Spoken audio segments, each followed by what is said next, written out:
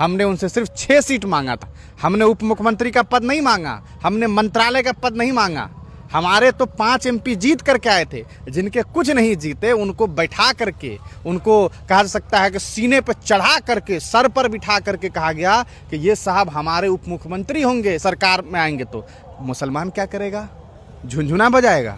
मुसलमान क्या करेगा? झाल बजाएगा। अब क्या करेगा मुसलमान? ओवैसी साहब 28 तारीख से बिहार दौरे पे है, क्या लगता है कुछ समीकरण बदलेगा? देखिए, साफ बात यह है कि अब तो कोई समीकरण नहीं बदलने वाला है। समीकरण इन द सेंस भाई, सीट शेयरिंग हो गया, NR कट गया है, तो अब वो प्रचार के लिए आएंगे। और जब वो प्रचार करने के लिए आएंगे तो आप समझ लीजिए कि असदुद्दीन ओवैसी को एक बहुत बड़ा मौका जो है ना, वो इंडिया महागठबंधन ने दे दिया है। मतलब इतना बड़ा मौका दे दिया गया है कि जब ओवैसी साहब आएंगे तो वो सबसे पहली बात जो पहले भाषण में करेंगे वो कहेंगे, इंडिया महागठबंधन ने क्या किया? हमने उनसे सिर्फ 6 सीट मांगा था। हमने उप मुख्यमंत्री का पद नहीं मांगा, हमने मंत्रालय का पद नहीं मांगा।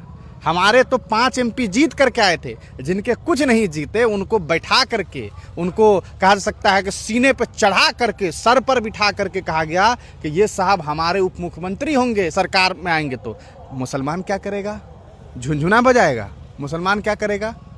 झाल बजाएगा। अब क्या करेगा मुसलमान? देखिएगा ओवैसी साहब ये कहेंगे। और अब जो वो टारगेट करेंगे तो आम जो लोग हैं यहाँ के, क्योंकि उनको भी ये जख्म का एहसास हुआ है, मुसलमानों में बड़ी नाराजगी है। आप देखिएगा, जो लोग लालू प्रसाद यादव, तेजस्वी यादव, राजद के बहुत कोड़ समर्थक है ना मुसलमान, वो भी आज सोशल मीडिया पे लिख रहे हैं कि साहब एक मुसलमान का नाम अगर अनाउंस कर देते, नाम नहीं अनाउंस करते, कहते कि एक मुसलमान को उप मुख्यमंत्री बनाएंगे।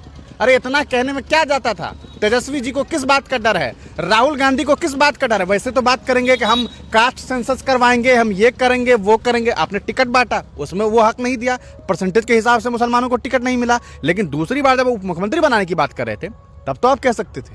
लेकिन ये बात अब साफ हो गई है कि जो इन लोगों की राजनीति है, उस राजनीति पर ओवैसी साहब जब पहुंच रहे हैं, और मैंने सुना है, जहां तक मुझे जानकारी मिली है कि 9 तारीख तक रहने वाले हैं।